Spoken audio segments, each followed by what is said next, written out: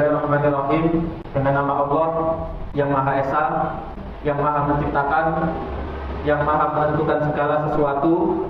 Malam ini kita mempelajari salah satu mukjizat Al-Quran yang mana ayatnya telah disebut oleh imam masjid malam ini. Sinten asmanipun imam dinten iki? Masyaallah. A'udzu billahi minasy syaithanir rajim. Wa qul jaa'al haqq wa zahaqal batil innal batila kana zahuqa wa nunazzilu minal qur'an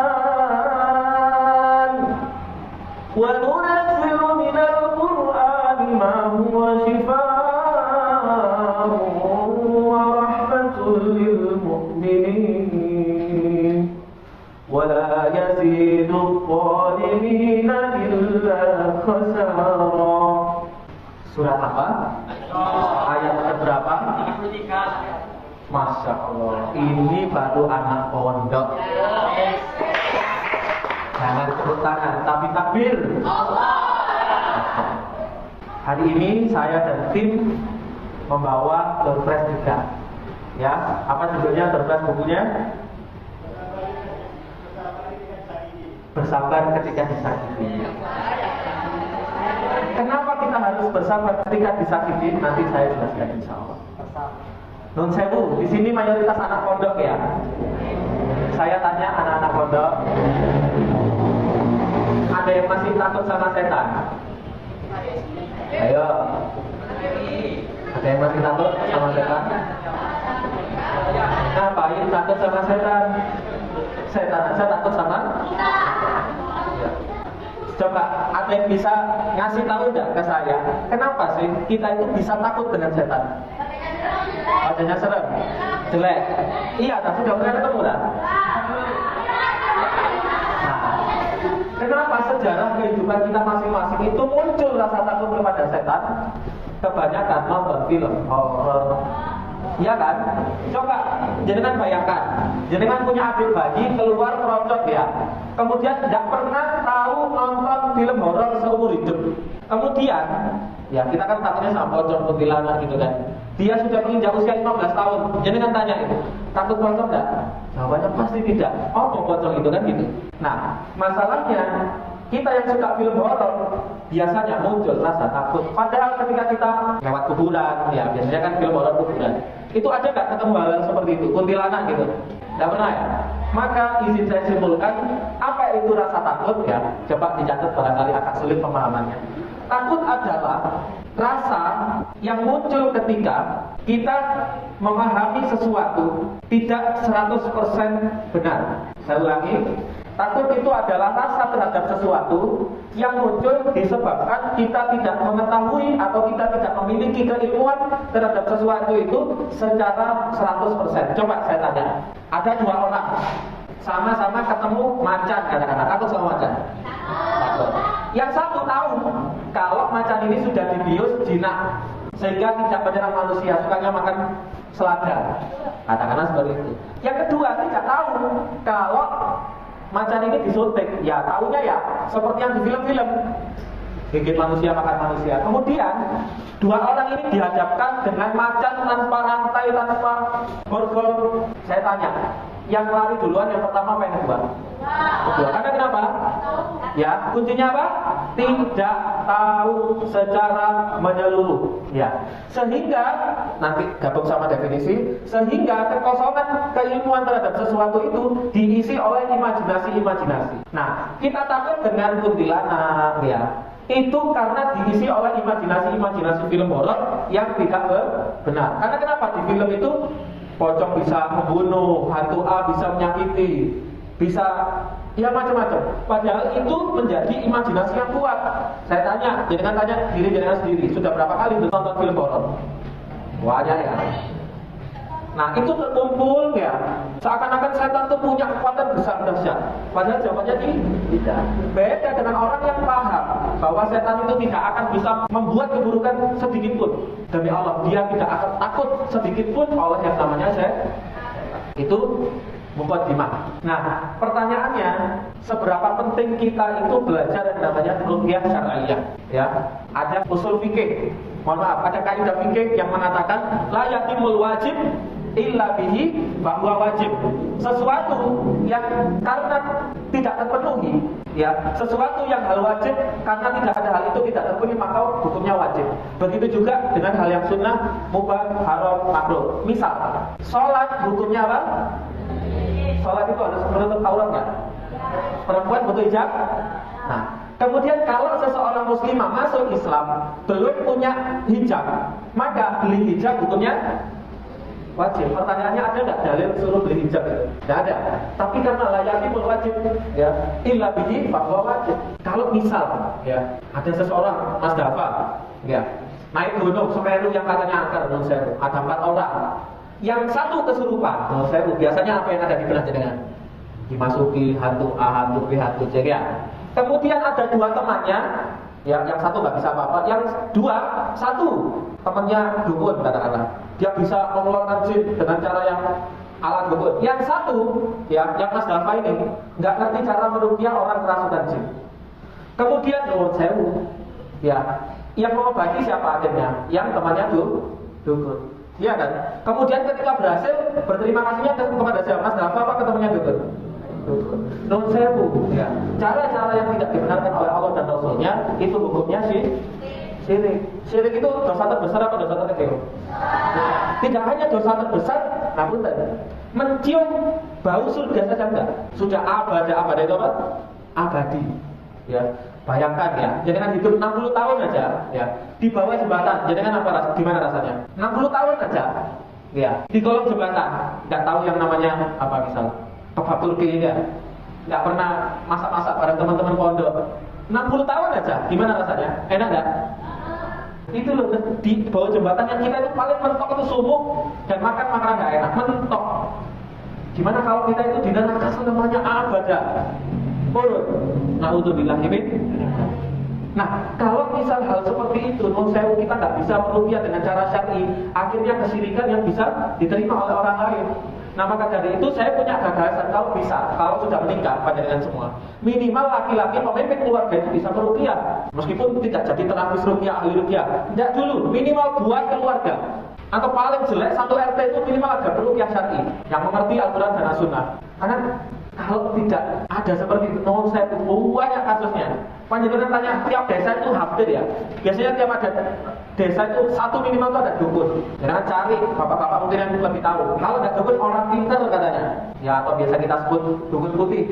Biasanya pakai gamis, jenggotnya panjang, batu ireng, tapi dengan cara yang batil. Ya, itu juga haram dan syirik. Dan memerangi kesyirikan adalah dakwah yang paling utama. Itulah kenapa sebagian ulama mengatakan bisa ruqyah itu hukumnya wajib, apalagi bagi laki-laki. Nah, yang kedua, kita bisa menjadi manusia yang paling bermanfaat.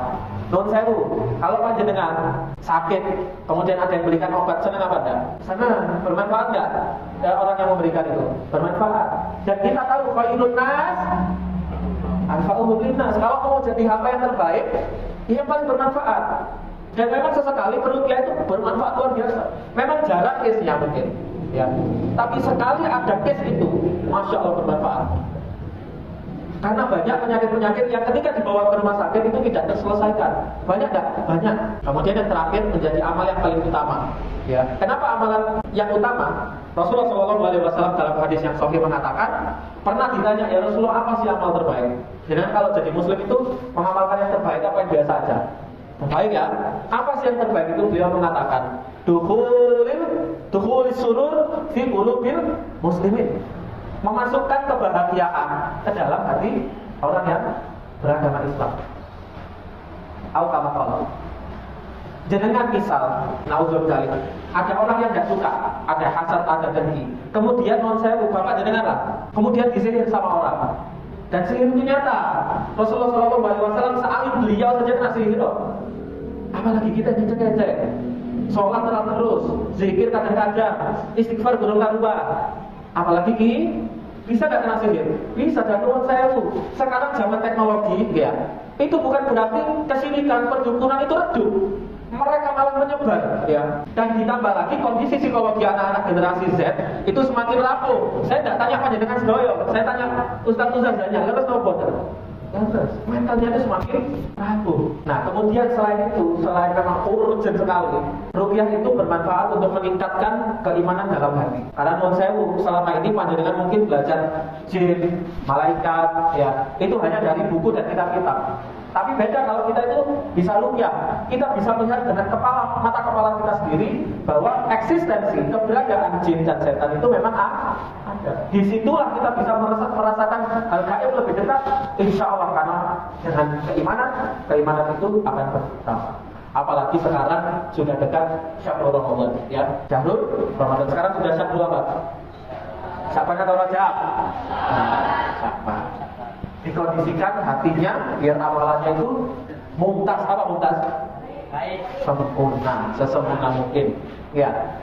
Karena menurut saya, kalau al-iman yazidu wa yanqus, iman saja bisa naik turun fluktuatif, apalagi ketakwaan itu masih di atas iman. Kalau iman, ya fondasinya aja goyah, apalagi ketakwaan. Kalau sudah banyak dosa di bulan Sya'ban, tidak bertobat, tidak membersihkan hati, sudah pasti Ramadannya amburadul. Mungkin semangat awal-awal Ramadan ketika ada iklan marjan, ya.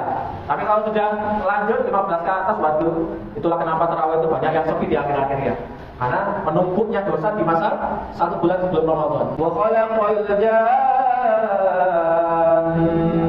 min marijin min nar. Jadi penciptaan jin itu dari apa? Ya, please ya. Nah, kemudian jin itu kata Rasulullah SAW ada 3 macam, ya. Salah satu asnaf. Kemudian ada yang satu memiliki sayap. Jadi kalau ada orang bilang kuntilanak itu sebenarnya ya mungkin saja. Karena memang kata beliau SAW ada jin itu yang bisa terbang. Kemudian ada juga jin itu yang berwujud ular dan anjing hitam. Ya, dalam riwayat anjing kan biasanya itu anjingnya gelap, warna gelap. Dalam kasus itu banyak. Kalau ada ular masuk ke rumah jenengan, menurut saya ular itu biasanya takut sama manusia. Ular, ya biasa itu. Bukannya ular besar, ya. Kalau ular besar itu ya berani aja sama manusia. Biasanya ular normal itu jenengan gudik pakai kayu panjang, ya. Itu lari biasanya sudah. Tapi kalau terus menyerang, itu bisa jadi adalah jin yang menyamar menjadi ular. Nah, biasanya tuntunan Rasulullah SAW dalam hadis yang sahih itu mengatakan ukhruj ya Allah. Artinya apa? Keluarlah wahai musuh Allah, maksudnya jin, diusir, ya. Kalau misal diusir 3 kali tidak bisa, maka ular itu harus dibunuh, kata beliau, ya. Kalau sudah diusir tidak bisa, kata beliau, maka bunuhlah jin itu. Terakhir, nah ini yang paling bahaya, ada yang bisa berubah wujud dan berpindah-pindah. Misal bapak panjenengan kerja 1 minggu luar kota, atau ibu-ibu menurut saya suaminya luar kota, dan ini ya Allah saya heran, kisnya banyak, ya. Kejadian ini saya nongkrong di mana ada kejadian ini. Intinya adalah suami keluar rumah 1 minggu atau 3 hari, kemudian tidak lama, jam-jaman 1 hari mungkin, itu suaminya sudah pulang, padahal bukan suaminya. Kemudian berinteraksi seperti biasa, seperti sedia kala. Mengerikan? Mau istrinya nanti dijumpai yang seperti itu? Tidak mau. Nah, memang jin itu dikehendaki sama Allah untuk memiliki kemampuan berubah wujud, ya. Jadi siapa saja itu bisa ada jin yang seperti itu. Ini, ya, ada sampai sekarang yang kalau makan itu tidak ucap bismillah sama pakai tangan kiri. Ada. Nah, itu biasanya menjadi wasilah syaitan untuk masuk ke dalam tubuh manusia. Nah, kemudian kalau kita masuk rumah kok lupa baca bismillah, biasanya ya itu jin akan masuk. Sesuai dengan sabda Rasulullah SAW, rumah apapun ini, entah pondok, entah kamar, ya, entah apapun itu, kok kita masuk tidak bismillah, setan berkata kepada teman-temannya apa? Malam ini kita memiliki tempat bermalam. Kalau bahasa gaulnya, ayo rek, jadi ngopi nak omah ini, ya, ditempati setan. Nauzubillah ini. Nah, ini yang seru. Jin itu juga beragama. Pengalaman kami meruqyah, ya, itu ada bahkan jin itu memiliki perbedaan golongan. Jadi Allah Subhanahu wa taala berfirman, "Wa anna minas shalimuna wa minna duna dzalik kunna Surat ayat keberapa? Allah mengatakan bahwa jin itu ada yang baik, ada yang buruk. Bahkan cara beragamanya itu ada seperti manusia. Misal ya, ini bukan guyon, ini fakta. Misal ini adalah Masjid Muhammadiyah. ada ya jin-jin yang solih itu ikut sholat sama panjenengan. Mungkin kalau panjenengan menghafal itu ikut menghafal. Karena dalam surat Ar-Rahman nanti ya ada surga itu untuk surga apa? Diciptakan untuk manusia dan jin. Ada jin solih. Kalau misal dengarnya pengajian Muhammadiyah bisa jadi jin itu berakidah Muhammadiyah. Bisa jadi seperti itu. Karena kenapa? Pengalaman. Saya kuliah di Mahathir bin Khattab. Cerita dari guru kami Ustaz Wafi Hafizahullah Ta'ala, itu dulu ada jin yang pernah merasuki seorang anak ya kafir, kemudian didakwahi sampai masuk Islam jinnya. Kemudian ya, tapi ini jangan dipercaya, namanya juga omongan jin ya. Tapi Allah berfirman seperti ini. Berjalan beberapa waktu diruqyah, kemudian muncul jin ini lagi, katanya sudah hafal juz amma dan dites hafal. Nah, kalau jin saja menurut saya bisa ketularan kebaikan seperti itu, apalagi panjenengan yang di dalam circle yang luar biasa. Kemudian Allah sudah berfirman, wa ma khalaqtul jinna wal insa illa liya'budun. Jin juga beribadah ya. Nah, saya punya teman indigo, ada anaknya datang, banyak orang mau saya sayang 1000 sayang ya, mengatakan anak indigo yang bisa melihat setan itu hebat, bakat ya, apalagi punya kelebihan, padahal itu aib ya. Semestinya indigo itu jangan dicerita-ceritakan, itu blunder itu apa? Jahil muatan ya, jangan dicerita-ceritakan karena itu adalah penyakit. Karena Allah Subhanahu wa Ta'ala berfirman, innahu yarakum wa qabiluhu min haitsu la tarawnahum inna ja'alna asyayatina awliya'a lilladzina la yu'minun. Normalnya ya, defaultly manusia itu nggak bisa melihat jin, dan yang bisa melihat itu hanya jin juga. Kalau ada anak yang bisa melihat seperti itu dalam waktu yang sama, dalam saat yang sama, dia sedang dirasuki jin. Kalaupun ada yang bisa melihat jin, itu tidak normal, itu ada gangguan dan harus segera diruqyah karena keimanannya pasti bermasalah, pasti sudah pasti. Ya, normalnya manusia bisa nggak lihat jin? Tidak bisa. Selanjutnya, ya ini harus dipegang teguh. Laqad khalaqnal insana fi ahsani taqwim. Manusia itu diciptakan dalam bentuk sebaik-baik bentuk. Coba panjenengan tanya kepada orang yang pernah bisa melihat jin. Jin itu ganteng apa cantik? Jawabannya pasti jelek ya. Selain itu Allah juga berfirman, walaqad karramna bani Adam. Allah itu telah memuliakan dalam bentuk apapun, dalam aspek apapun siapa? Bani Adam. Dan Bani Adam pasti manusia. Tidak ada jin Bani Adam itu. Tidak pernah ada ayat walaqad karramna bani syaitan, itu tidak ada. Jadi itu patut kita syukuri, kita ganteng-ganteng Masya Allah ya. Mas Tafa, Mas Ridho, Mas Rama ya. Yang belakang juga Masya Allah tabarakallah ya. Itu patut disyukuri. Karena kalau kita dilahirkan, ditakdirkan menjadi bangsa jin, waduh, boleh. Izin saya ceritakan ya, barangkali di sini ada yang punya kasus seperti itu. Karena kasusnya ini pernah ada di mahasiswa, jadi tidak menutup kemungkinan anak SMP SMA juga terkena. Dia itu sering diganggu jin, diikutin jin ya. Kemudian suka namanya tidur, karena kalau tidur bertemu sama jin cantik tadi ya. Karena tadi apa, jin bisa berubah bentuk. Bahkan jin itu bisa menjadi tampan, bisa menjadi cantik. Nah kemudian dia itu sering tidur hanya untuk menemui si lawan jenis ini tadi. Kemudian ketika di ruqyah, jinnya tidak mau keluar. Karena kenapa? Sudah kagum cinta sama si laki-laki ini. Nah, kemudian laki-laki ini ditanya, kenapa kok suka ya bertemu karena cantik. Kemudian ketika diruqyah, kemudian akhirnya Allah Subhanahu wa Ta'ala mengizinkan untuk melihat wajah asli si jin perempuan tadi. Kemudian dia kaget sekaget-kagetnya, wanita yang dia dampak-dampakan dalam mimpinya ya, itu berubah dalam wujud yang sesungguhnya. Padahal pernah kalau di TV ya katakanlah nenek lampir pernah tahu mau nikah sama perempuan kayak gitu. Nah itu lebih coklat lagi ya. Makanya kenapa Allah tadi berfirman, kita ini diberikan takdir untuk tidak bisa melihat jin. Karena kenapa? Kalau kita bisa melihat jin, ini hikmahnya. Hidup kita tidak tenang. Katakanlah kita jalan melihat di atas pohon ada jin. Enak nggak hidup kayak gitu? Nah enak. Siapa tadi bilang enak? Ya enak ya. Kemudian makan pecel. Mereka kan jorok ya. Suka di kamar mandi yang nggak pernah dibersihkan. Ke tempat-tempat jorok, rawa-rawa. Mereka kotor, kemprok. Kalau kita makan pecel pagi-pagi, kemudian kita bisa melihat jin. Enak nggak? Pecelnya habis. Ya, kita melihat MCD kata-kata yang membela Israel itu ya. Katakanlah di sana setannya. Sudah beli banyak 100.000, makanya lihat jin ya kok. Enak nggak? Ya, bersyukur nggak bisa lihat setan? Bersyukur. Nah ini hukum membunuh jin ya. Ini bagi peruqyah yang sudah melalui banyak pelatihan, itu memang bisa kita itu membunuh jin. Ada seorang ustadz lulusan Timur Tengah, beliau pernah punya restoran, diruqyah rumahnya. Kemudian setelah diruqyah dulu al-falaq anas, salah satu karyawannya dirasuki, kemudian protes jinnya melalui karyawan ini. Kenapa kamu bunuh saudaraku gitu kan? Berarti apa? Dengan kulhu al-falaq anas, tapi dengan dibaca dengan hati yang bersih dan kesolihan dan ketaatan, itu pun bisa membakar bangsa jin. Siapa ini namanya? Jin yang mengganggu orang sholat. Siapa namanya? Jin. Ya. Apa caranya mengusirnya? Dipukul, meludah ke arah kiri, ke arah pundak kiri, ya. Kemudian kita ludahkan, tapi jangan banyak-banyak ludahnya, cukup angin saja sebenarnya. Karena kenapa nanti mengganggu temannya yang kiri? Gila, apa itu gitu ya? Ya. Nah itu hadisnya sahih. Apa hukum bekerja sama dengan jin? Hukumnya syirik, ya. Tidak hanya dosa tidak diampuni, tapi mencium bau surga saja. 1 detik saja itu tidak akan pernah awalnya. Dan tidak hanya itu, ya. Allah Subhanahu wa taala berfirman, nanti jangan pegang teguh. Insya Allah kalau pegang teguh tidak akan kepikiran untuk berdukun ke orang pintar. Ya. Sekilas saja ya. Ada yang tahu beliau siapa? Ustaz Muhammad Faizal, yang diberi amanah oleh salah satu televisi yang mengisi acara ruqyah. Dan satu lagi ada, itu membahas sesuatu yang angker dan horor tapi dalam sudut pandang syariat Islam. Beliau lulusan Mesir, ya, lulusan Dorton.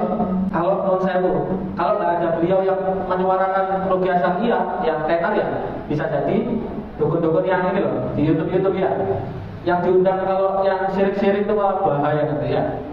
Alhamdulillah. Wa annahu kana rijalun minal insi ya'uduna birijalin minal jinni fazaduhum rahaqa.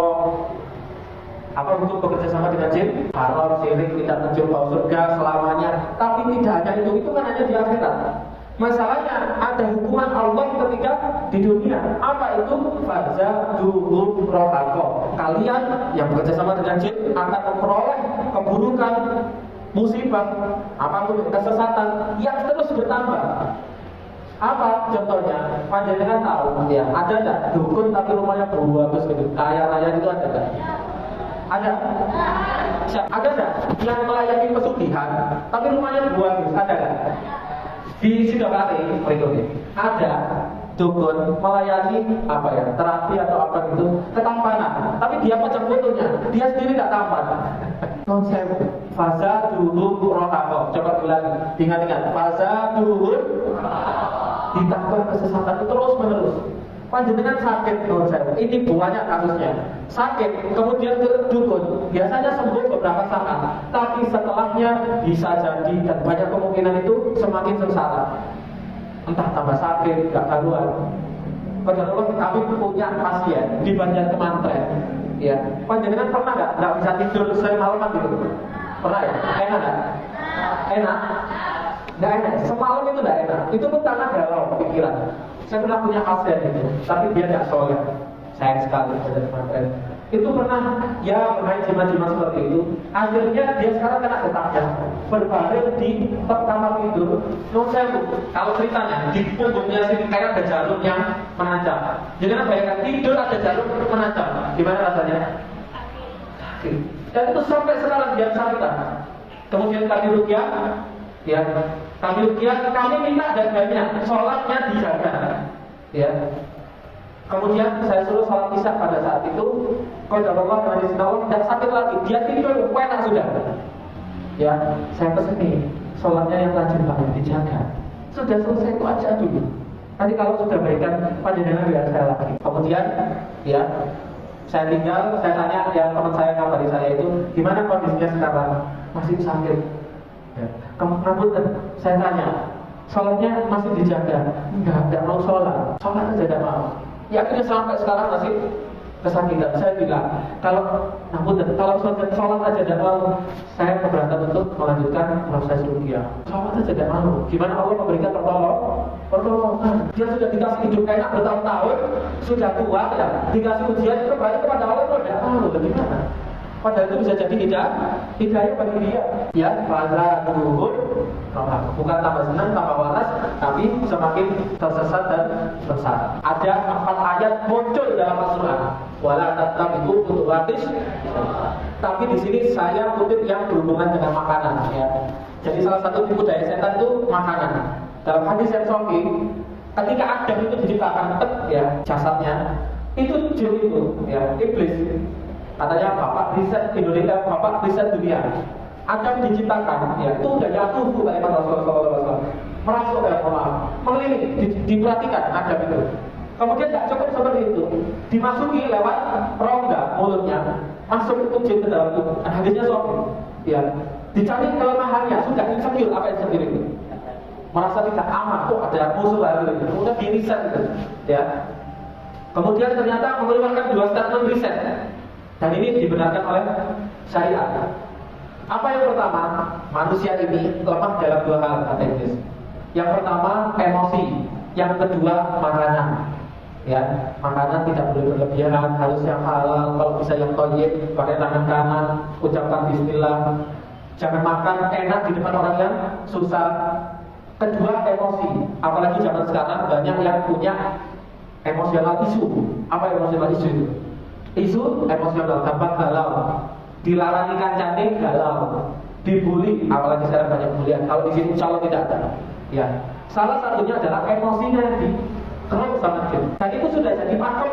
Ya, kalau sekarang mahasiswa merujuknya ke jurnal atau riset para profesor atau dokter. Kalau jin sekarang pakai referensinya Iblis juga. Makanan, emosi. Apa emosi maksudnya? Padahal kami pernah punya pasien dan alhamdulillah sekarang dia sembuh, bekerja di Jakarta, hidup normal. Dulu ketika ya, ngomongin aja anak remaja. Dulu menginjak masa remaja, suka sama lawan jenis, sama cowok. Ya, ayo yang sudah pacaran, ya. Siapa suka pacaran? Nggak ada ya, salah ya. Ini cewek kasusnya. Kasusnya cewek apa? Kemudian suka sama cowoknya di PHP. Bayangkan dari belasan tahun orang tuanya nggak pernah ngelarang, nggak pernah PHP. Ketemu cowok, ya PHP pisan. Ya. Kemudian dia galau, dia takut cerita ke bapaknya, takut cerita ke ibunya. Akhirnya overthinking. Kalau jauh overthinking, galau. Kalau sudah galau, apalagi sudah ketemu haid, ya ketemu haid itu galaunya nambah. Bener nggak perempuan? Makanya kalau datang masa itu biasanya makannya ngawur, bener nggak? Ya, udah nggak mikir, gacuan dan benar, ya, misam ya. Nah itu sudah emosinya kena, apa ini makanannya masuk ngawur. Akhirnya dia gampang dirasuki jin, kemudian kita ruqyah, jinnya juga nggak mau keluar pada saat itu.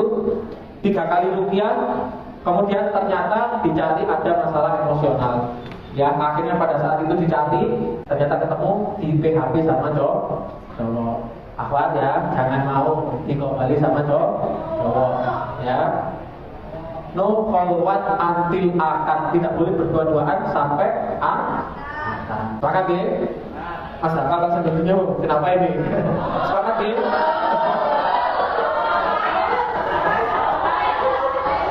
Ya sudah istiqomah di jalan Allah, tak usah lirik. Kalau sudah solid, apalagi bagus, nuwun sewu, kita cari jodoh kayak masuk nasi padang, tinggal nunjuk. Ya, ibu-ibu cari mantu yang biasa aja, yang solid kok. Solid, padahal dicariin. Oh saya sudah nikah, sudah dicariin kok. Tanya ke teman-teman yang lain. Ustaz sudah menikah, ya saya jawab sudah menikah. Oh gitu aja. Ada yang pernah dengar air? Rasulullah SAW mengatakan, ya pada saat itu punya budak, kemudian tatapannya itu sam'ah itu apa? Linglung kayak kemudian apa? Pucat. Kemudian menyuruh istrinya, dia bilang istatu laha fa'inna biha an-namrah itu apa pandangan? Diireni sama syaitan. Biasanya kalau anak bayi cakep, cantik, lucu, ya itu banyak yang muji ya.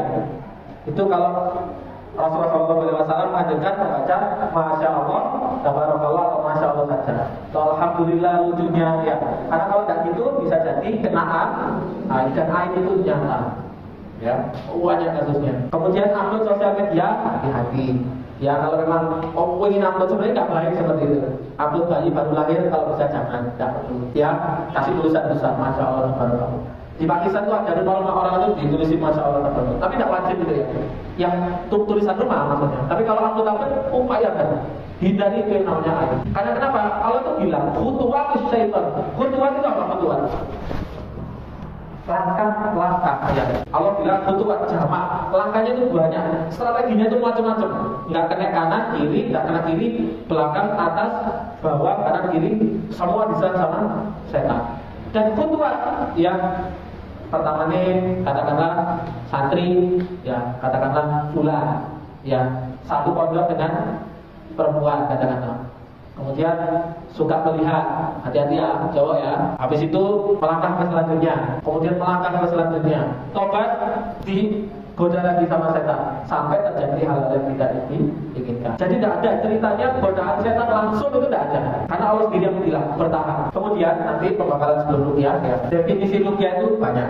Ya. Bahasa Arabnya rokok yang ruqyatan. Pokoknya Ibnu Taimiyah punya definisi, Syekh Al-Albani punya definisi, ulama-ulama salaf punya definisi. Tapi diringkas sama Syekh Dr. Said Ahmad Abduh. Dia ulama Mesir yang memang fokus konsen di bidang ruqyah, tesisnya ruqyah. Kemudian disertasi S3-nya itu membahas mardus sihir, penyakit sihir. Yang mana itu direkomendasikan ke rumah sakit. Kalau misal memang ada gejala ini, mestinya tidak ditindak secara medis, tapi di ruqyah. Ya, jadi ruqyah itu bukan wawasannya orang-orang SMA, tapi para dokter dan peneliti, bahkan guru besar. Kemudian ruqyah itu ada dua, ada ruqyah hak sama batil. Ya ini banyak, kalau kita baca satu persatu selesainya jam 9. Saya bantu menyimpulkan perbedaannya ya. Mohon maaf ini tadi belum bacakan ya. Ruqyah itu yang syar'i. Satu, kalimatun mafhumatun, kalimat yang bisa dipahami dalam bahasa Indonesia sama Al-Quran.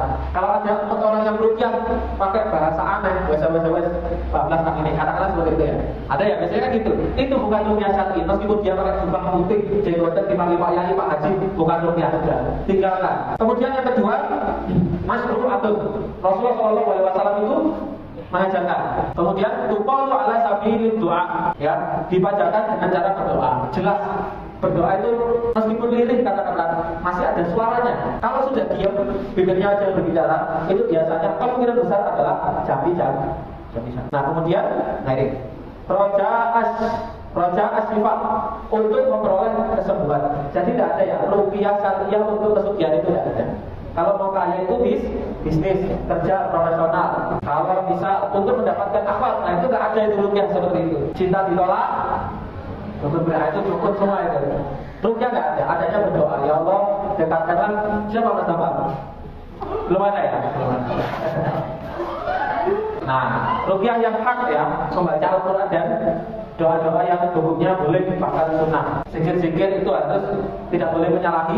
Kedua, ruqyah batil jelas ya, yang berdoanya selain Allah. Biasanya ciri-ciri dukun itu atau yang bekerja sama jin itu, atau biasanya yang pernah kena dukun lah, itu biasanya pergi ke belakang dulu. Nah, biasanya itu meminta ini, taken sama jin, perjanjian. Ayo, tolong aku bantu saya untuk menyembuhkan pasien ini. Tapi jin itu pasti minta. Nggak ada jin yang apa ya? Jin yang gratis itu nggak ada. Mereka minta, tapi nggak minta uang. Mintanya adalah apa? Biasanya aneh-aneh. Suruh baca Quran di kamar mandi. Intinya menebus bantuan jin itu dengan maksiat. Misal suruh baca Quran tapi terbalik atau apa ya? Qurannya diinjak. Kemudian ya pokoknya menyelisih syariat. Maka usahakan kalau memang tidak diajarkan sama Rasulullah SAW, tinggalkan. Ya, tidak dikancani sama tetangganya, tinggalkan. Insya Allah kalau Idul Fitri panjenengan bawa beras keliling warga di bawah mana? Insya Allah. Panjenengan punya rezeki, ingat tetangga itu sunnah. Insya Allah tidak bakal dijauhi. Kemudian, nah, menjamin kesembuhan pasien 100% sekali berobat. Belum tentu. Ada yang diruqyah sampai lama tapi Allah belum berkehendak. Allah ingin dia tobat dulu, ada. Masalahnya, ya, selain ruqyah hak sama batil, itu harus hati-hati. Ada namanya ruqyah, ya, bi'il tibas. Apa itu bi'il tibas? Wala talbisul haqqa bil batil. Apa artinya wala talbisul haqqa bil batil? Jangan mencampurkan yang hak dan batil. Nanti dicari sendiri ayatnya ya. Al-Baqarah 42. Ada orang yang meruqyah, awalnya itu berdoa kepada Allah, menyebutkan ayat Allah, berdoa, tapi nantinya ada kemaksiatan dalam proses menyembuhkan. Nah ini namanya ruqyah bil bebas karena hukumnya haram. Ya, bacaannya ruqyah syar'i, tapi menyentuh tubuh wanita non mahram secara langsung. Makanya ruqyah, kalau ruqyah perempuan itu pakai apa? Sarung tangan yang tebal, setebal mungkin, ya, untuk menjaga kemaksiatan. Kedua, meruqyah berdoa dengan lawan jenis, ya, tempat sepi berkhulwat, itu tidak ada ruqyah seperti itu. Kalau memang ada hal sensitif yang disampaikan, maka sebisa mungkin, bukan sebisa mungkin, harus ditemani mahramnya. Kemudian menyuruh pasien untuk membuka aurat tidak boleh. Misal, Mbak, sampai ini bisa sembuh kalau saya obati dengan cara hijabnya dibuka, tidak ada seperti itu. Itu dan dibahas. Nah ini ya, meruqyah dengan bacaan Al-Quran 3 menit, dan itu nyata di Allah SWT. Dan di YouTube itu banyak, meruqyah bil iltibas itu banyak. Orang tua wajib membekali ilmu ini, ya. Meruqyahnya berhijab, mungkin panjenengan tahu.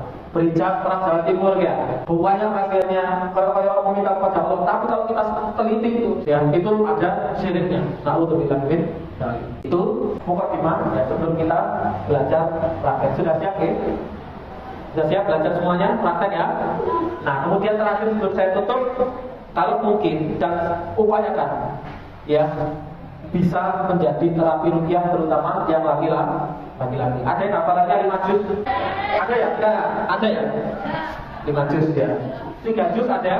Banyak ya kalau 3 juz, ya. Setidaknya, ya, kalau mau menjadi ruqyah, Arba'in Nawawi dihafalkan. Sehingga hadis-hadis pokok itu mengerti. Ya, hadis Arba'in Nawawi itu kan beliau Imam Nawawi menyimpulkan ratusan ribu hadis ke dalam 40 hadis seperti ini, 40 sekian. Ya. Kemudian hafalan 3 juz minimal. Siap? Laki-laki jadi peruqyah, ya. Jadi lisannya itu terbiasa dengan lughatul Arab. Ya, bahasanya orang Arab. Jadi menghafalkan doa-doa itu gampang nanti. Kemudian ibadahnya bagus, zikir pagi petang. Ada yang rutin pagi petang? Ada ini ya, kasus dari guru kami itu, jin mengatakan bahwa ada seorang hamba, dia mengaku dia itu sudah berupaya penuh untuk merusak si anak ini, tapi dia tadi pagi itu membaca zikir pagi petang. Ya, karena Rasulullah SAW di hadis buku petang itu, buku pagi petang itu banyak disebutkan barang siapa membaca ini maka akan Allah jaga dari pagi hingga sorenya. Zikir petangnya dijaga sore sampai pagi. Sudah punya buku zikir pagi petang? Ada yang hafal? Masya Allah, tabarakallah, luar biasa. Oke, sampai sini ada pertanyaan? Atau sudah jelas semuanya, ya? Saya kira sudah jelas. Sekarang saya kasih pertanyaan. Sebutkan 3 macam ruqyah yang ada di muka bumi. Ikhwan dulu aja, yang sering disakiti cowok kayaknya, ya. Namanya siapa? Namanya siapa? Liza. Oke, jawabannya apa?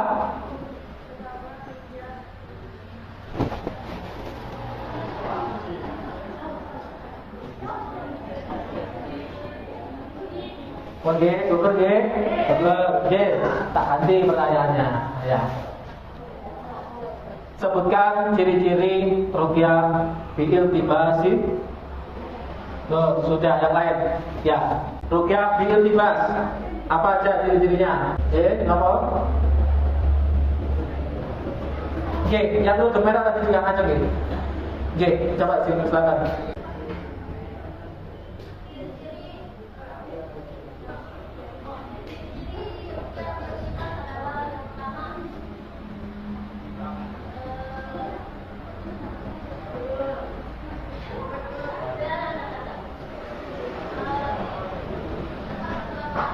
Apa itu? Oke, terus?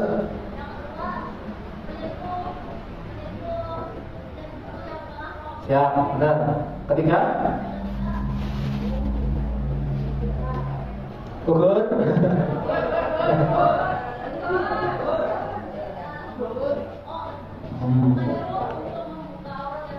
Masya Allah. Oke, selanjutnya saran saya untuk menjadi peruqyah itu apa aja? 3. Ya, apa Mas? Kalau menjadi peruqyah, penerus Ustaz Faizal. Ya, Mas. Ya. Ya. Oke.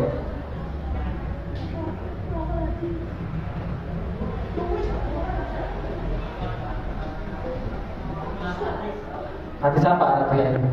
Minimal apa minimal? Tunggu ya, dikasih tahu temennya saja ya. Oke. kitab Arba'in Nawawi ditulis oleh ya Al-Fali. Benar? Benar Bapak Al-Fali Arba'in Nawawi. Sana sih. Ya, Mas baju biru apa?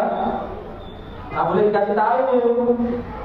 Arba'in Nawawi, penulis Riyadhus Shalihin, kitab terpopuler di seluruh masjid NU Muhammadiyah ada semua Riyadhus Shalihin. Hampir semua.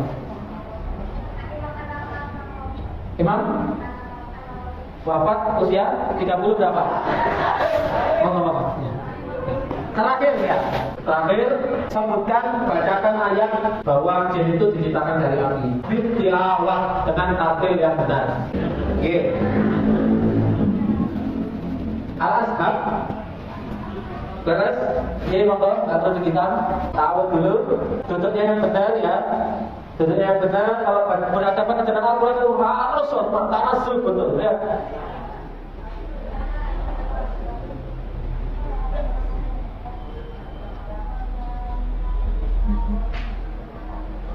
Oke, Masya Allah. Oke, sambut ya. Silakan bersiap untuk sholat isya. Nasrul minallah, wafatun qarib. Segera kita mulai prakteknya setelah sholat. Assalamualaikum warahmatullahi wabarakatuh.